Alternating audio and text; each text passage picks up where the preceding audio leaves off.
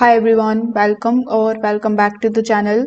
In today's video, I'm going to show you exactly how to log in into your Credito Agricola online banking account in Portugal so that you can access your account and you could manage everything securely from your home. So first of all, you need to start by opening your web browser and visiting to the official Credito Agricola website, which is creditoagricola.pt.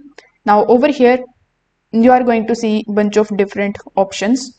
Now among these options, simply hover over to the top and click on this lock icon. So once you do this, you are going to see the option of for particular account or for companies. So click on the first option.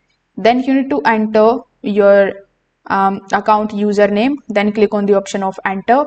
After that, simply provide the password associated with your account.